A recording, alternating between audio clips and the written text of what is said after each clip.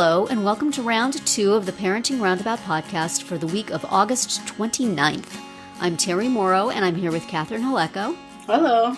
Usually on this podcast, we talk about parenting issues, but once a week, Catherine and I like to get together to discuss TV, movies, books, and other entertainment topics because it's nice to talk about something other than parenting for a change, and because we want to make good on all our streaming payments. Yes. This week, we continued with Season 1 of Rutherford Falls, and finished up with Season 2 of Only Murders in the Building, which was the killer reveal. But was it an excellent reveal, or was it the reveal of a killer, Catherine? Which was it? It was both, at least, except, I guess, what's the woman's name who's Bunny's friend? Uma? Uma. Yeah, she didn't approve of the refreshments. There was insufficient cake. Yes, they cheaped out on the cake. Always need cake. Yes. Anyway, what we're talking about is Only Murders in the Building Season 2, Episode 10, I Know Who Did It. Or should I say, I know who did it. Because it is the bird who consistently supplies that That's line. right. And now we know who did it. And, okay. Nice switcheroo there at the end. Right. There was like a triple Yes. switcheroo, basically. They were made you think they were pinning it on Cinda. Then during the party, they made you think they were pinning it actually on Alice. And in the end, no, it was neither of those people. It was neither of those people. It was Poppy, or should we call her Becky. The evil mastermind. And, you know, when they were at the point where they were supposedly going to be at this party, going to be fingering Cinda for doing it, I'm going, this is so lame. This is so stupid. Mm-hmm. And then, you know, it turns out that was all part of the con to get Becky to confess. And so that's fun. That was a lot better. But I have to wonder, all right, so they roped Cinda in for this. They told Cinda what was going on, and Cinda was playing along. Would Cinda not have said, hey, you know what? If Becky is alive, then my podcasting career is a sham, and probably I'm going to be facing some legal trouble for incriminating somebody for a murder that never occurred. Mm-hmm. Maybe I should shut this down in some way. But she didn't. She seemed to just be all, we're working together. Yeah. Also, Becky, if you want a promotion, here's a good way to get it.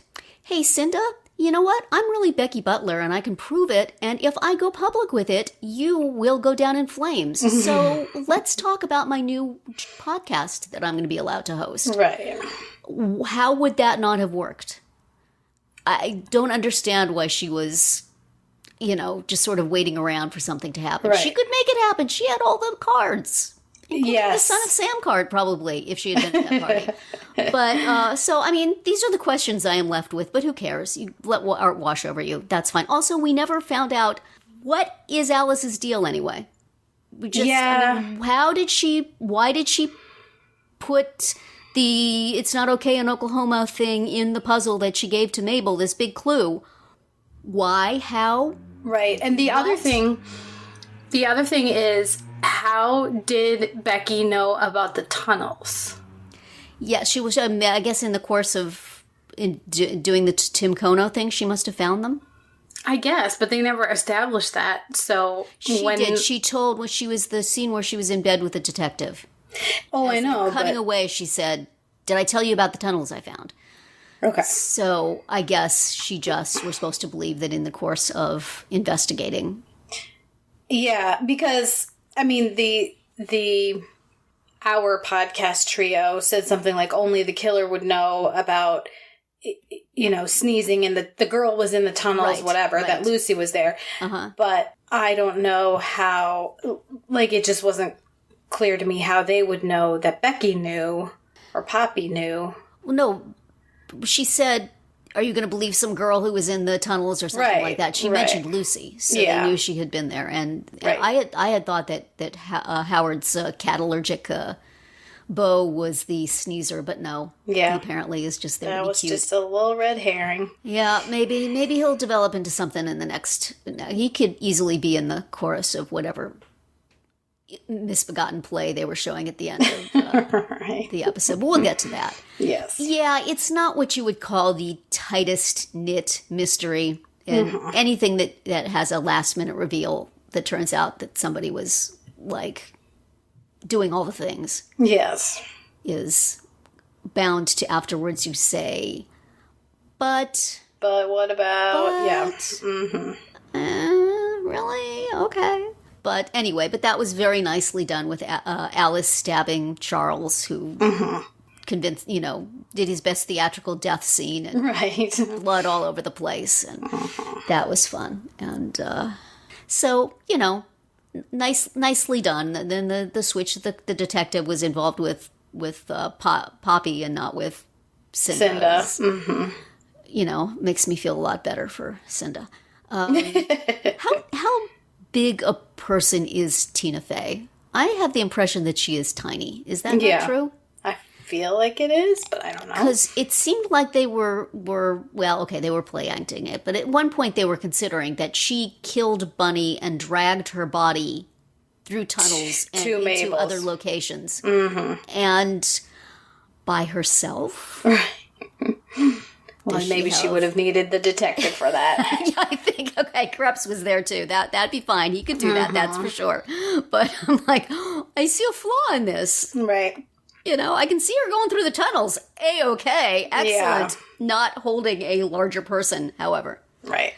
So it all comes down to liverwurst and marmalade sandwiches. The clue. It's a clue. 14 sandwich. Well, it's a character flaw right there. Although, you know what? I used to like liverwurst sandwiches back when I was a kid and my mother would give them to me. I suppose marmalade wouldn't have made them any worse. I don't know. But now it's a bizarre order. Yes. And also another fact that just kind of pulled out of your butt at the end. But it's still fun. I enjoyed it. Once I saw that they were going to do a switcheroo on the whole thing. Yeah. I enjoyed it. Yeah. And it's like they finished and we still have all this time left. Well, let's really draw out our transition to season 3, shall we? That's right. We had the extra scene. Year. Well, we had this scene with Steve Martin and Andrea Martin. Yay! Yeah. Andrea Martin got a second appearance. It looks like she's going to be in a lot more of the next season. Okay. Right. I'm glad we didn't forget that she was part of this show. Right. And then we had the Mrs. Gambolini being used as a reason for Martin Short's character to bring his son over so that he could try to talk. So they, they resolved that, which was very sweet. Nothing was wrong with the bird. Yeah. And his son said what you would say at this point in your life. Mm-hmm. What does it matter? Right. You know what we never got this season, and we were specifically promised? Teddy effing with Oliver. I mean, apparently he did with his wife some time ago, but he never really did. And, this is why I was wanting this doll to be a con, because I was waiting for he's going to do something nasty to you, and he just never did. Right. So it was nice. It's like they had these plans, and then Nathan Lane said, you know what, I'm going to go do something else. Right. So, and let me out of the season, will ya? And Amy Schumer, too. Yeah. Like, she never came back. She didn't even get a good scene like Sting where she was accused of something. Right. She just stole the painting briefly and temporarily, and that was it. Oh, well, so many loose threads. It's like an unraveling sweater or mystery or something else. But still, fun. Yeah. It was fun. It was fun. Why not? Well, yes. What so much do we expect? Right. It was enjoyable. And, I like Paul Rudd. I'm happy to watch Paul Rudd for a season. I had heard he was going to be in it next season. And so then when he comes on stage, he's in his... I thought, we're going to set up the mystery now that's going to involve Paul Rudd. I didn't realize it was going to involve Paul Rudd dropping dead on stage. Dropping dead in the first minute of his debut. As we know in this show, being dead doesn't really deny you screen time. It'll be fine. Flashbacks. We got flashbacks. Mm-hmm. Or you can just roam the halls as a ghost. It'll be fine. It's all good. So now, who do we suppose the the her is that Charles wanted Paul Rudd to stay away from? I don't know. I mean, Andrea Martin was out in the audience, so presumably they're still together. Yes. I hope it wasn't Lucy. She's far too young for Paul Rudd. It would seem to be Lucy, I would guess, that Charles would want him to stay away from. But if it's Mabel, then all three of them are involved, which is probably what it will turn out to be. But who knows? It could have been somebody completely else. Mrs. Gambellini, he's messing around with a parrot. Maybe he's Lucy's dad. Oh, that would be interesting. Yep. Could happen. All sorts of possibilities, but we shall have to wait for next season. Right, in which do we have a date for that? I don't know. Yeah, I don't think so either. But it's definitely coming. Yes. And we'll have a new set in that Mabel painted over her wall. I know. I was sad. That wall, but I guess was so cool. Does Alice still have one in her studio? Maybe. You can keep it for a while, Alice.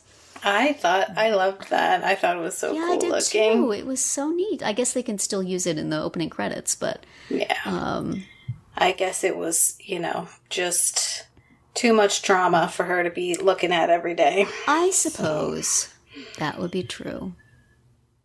But oh well, that was. I came into this season not looking forward to it very much because it's like I thought they were going to be, in legal jeopardy all through. But they really sort of dropped the police having any much interest in them. Right. They were still suspects, but, it's not like you have... They sort of cut that part short and let them just investigate it. So that's good.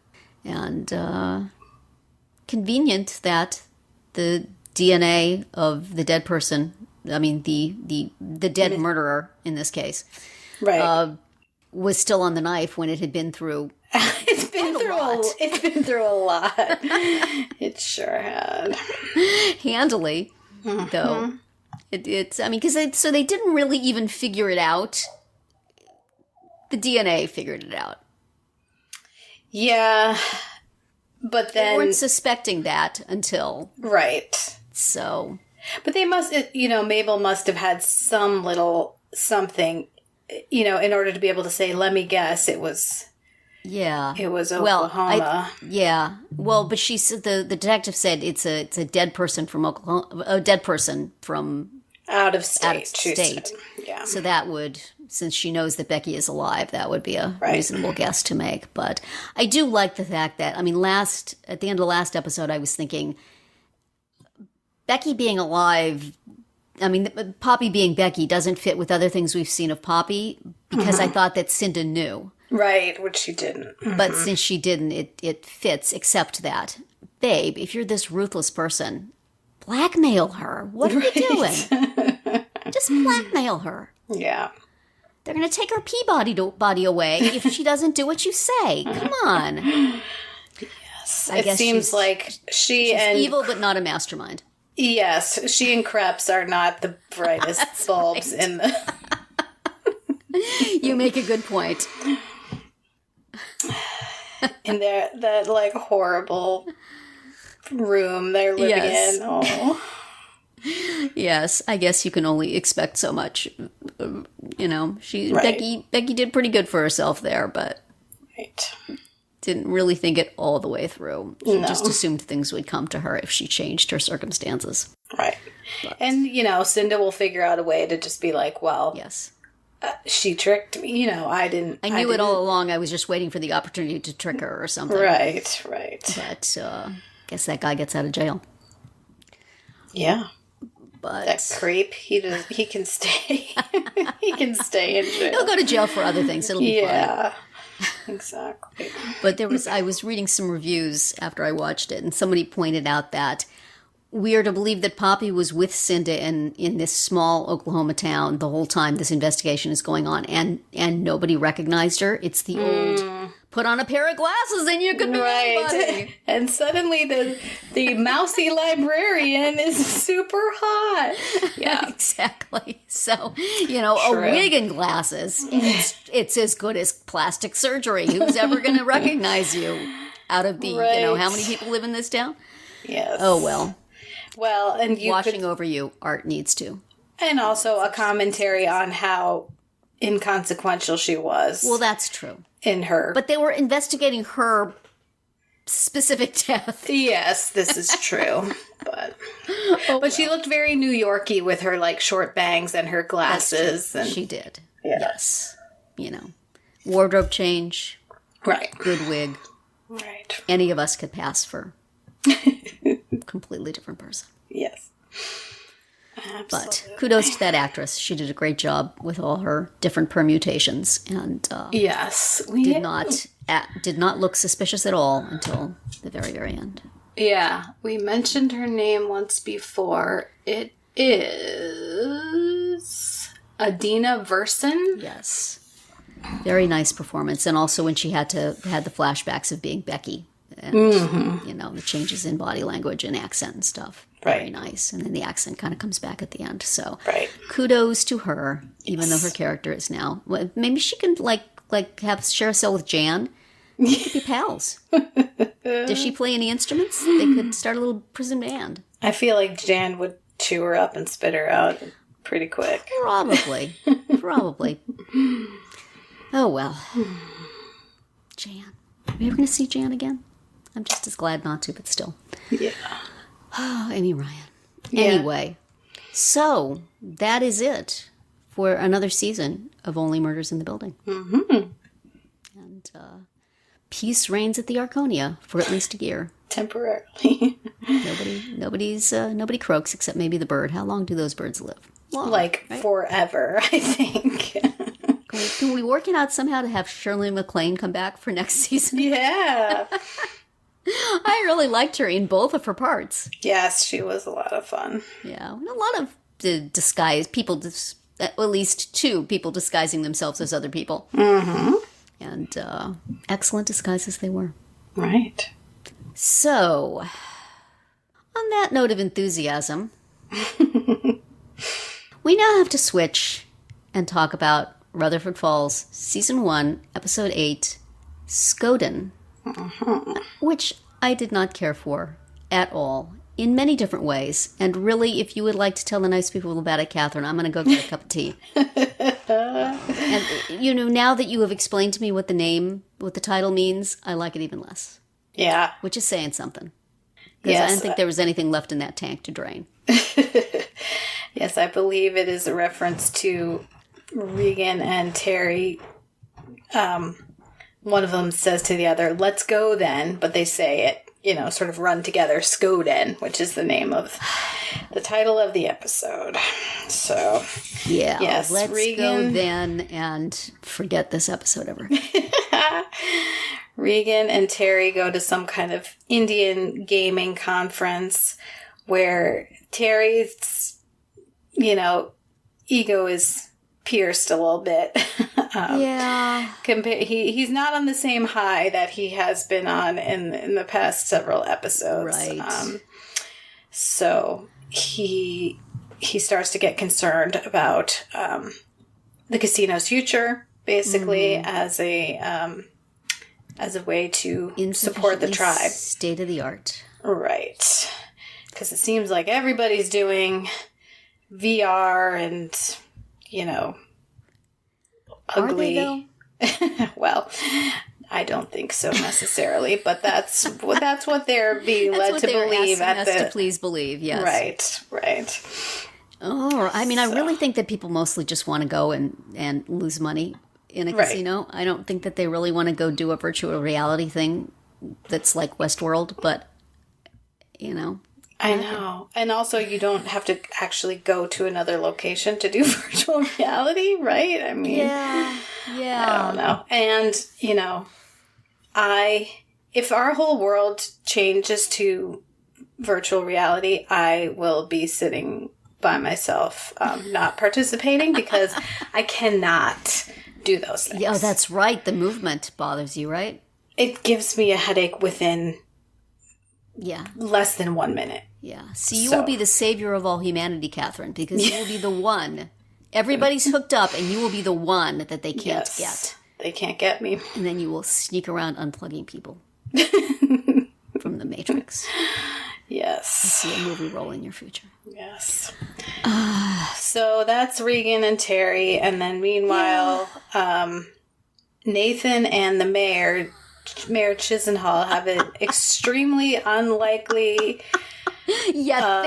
hook up over a butter knife that Nathan has, that supposedly an ancestor of his tried to stab an ancestor of hers with this butter knife. Oh my goodness. What? No. Yeah. No, I don't think so. I thought that the mayor had... go then. I thought the mayor had better taste. Yeah, it's completely incompatible with everything we've known about either of these people thus far. Right. And, I don't care how much wine you have, I don't buy it. No. And then they're going to be in cahoots to leave Larry where he's at for reasons. Mm-hmm. And, Nathan gives a speech that miraculously turns everybody around. Mm-hmm. You know what? Leslie Knope could give that speech.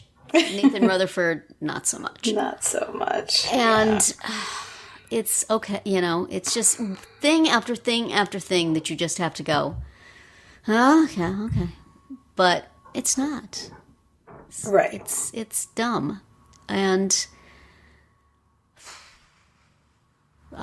okay. And then Nathan stages a attack on the statue, and then while he's cleaning it off, he sees something inscribed that he never saw before, and it turns out there's this whole story about Nathan being about Big Larry being not a good guy, which this is the first story. Are we surprised? And Nathan, you've never heard stories that are bad before, and it's just all so stupid. If he's heard them before, he has certainly just pretended not to hear them. Yes, but now it's meaningful to him. He's just not so much a character as a device that they can use in whichever way they wish to. Mm-hmm. And I don't know. Number one, Ed Helms deserves better. And number two, who likes that character? Who wants to watch a show with that character? Right. Even if you are... feel that he represents all that is evil in the country. Still, don't you want a little more... Don't you want him to have a little more game than this? I think you do. For story purposes? Mm-hmm. Mm-hmm. Mm. Yeah. Anyway. Agreed. That character is a huge sucking hole at the middle of this show. And as much as I like all the characters surrounding him, the fact that they don't know what to do with that guy is concerning. Right. And also I like Terry when he's being Masters of the Universe and not, oh dear, we don't have a virtual reality pod. Not panicking, yes. Mm-hmm. Especially because it's just the stuff that he's worried about is just stupid. Mm-hmm. Send pamphlets to all those other casinos for people to pick up and say, hey, if you want to just make money, come over to our casino. We're all about slots and tables. That's all we got. And a museum. A very nice museum. Still. Very nice museum. So, I don't know. It just irritated me. But, okay, fine. That's what I've been saying about the show all the way through. But it's been funner. It's been more fun than this. And a large proportion of this just seemed to me to be dumb and convenient. So, and honestly, Terry's idea at the end there seemed pretty good. Yes, to make a ye old Rutherford village. Yes. To turn Rutherford Falls basically into Colonial Williamsburg. Right. I don't know how he got that idea from the conference he was at. But yeah, I think it was something Regan said. Non-virtual reality. Yes. Yeah.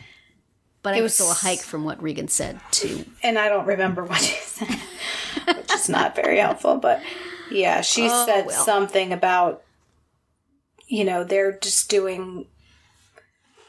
doing to us what, I don't remember. She tied it to basically how, treating the the Native American, treating their story as like a theme park. So that gave him an idea to make a theme park? To make a theme park out of the white people's history, not theirs, I believe, is where he was going with this. Yeah, I'm not sure, but I don't so much care. Right. So we will Skoden from this episode to the last 2 episodes of the first season, because I'm done with this. So let's just get through them in a week. So we'll be watching season 1, episode 9, Stoodis, which Catherine informs me means let's do this, is my guess. And episode 10, the season 1 finale, D'Angelo's. That one I have no. Was that a restaurant they went to at some point? Maybe. I feel like I have that way back in my brain somewhere, but I do not know. Okay. But anyway, whatever it is the end of this season, and so I celebrate it. And you know what? I just realized that was not another thing that was not good about the one we just watched. No Josh. No Josh. Yeah. No, because she was away at this convention, and she's acting like she's never been out of Dodge before, right. Even though she went to college at Northwestern. Exactly. Yeah, it's just like, I find fault with the storytelling. On many, many levels, but okay, fine. Let's move along, shall we? And that will be it for today's round 2. Please subscribe to our Parenting Roundabout podcast so you won't miss any of our episodes. We have something new for you every weekday, and it is always tightly plotted and full of good information. You never have to just let it wash out. Well, no, you totally do, but still, we just really do wing it. But, we're not a TV show. We're just humble podcasters. We haven't murdered anybody recently, so we have not stooped to actual murder to try to promote our podcast. And we're pretty sure that all of us are actually who we say we are, and not just people with wigs and glasses. Although, am I the only one that wears glasses of the 3 of us? No, I do, but just not all the time. No, not all the time. Maybe it's me. Who am I really? Anyway. Keep coming back. We have something new for you every weekday. As always, you can find recaps, links, and an opportunity to comment on our website at parentingroundabout.com. Goodbye, Catherine. Bye, Terry. Goodbye, everybody.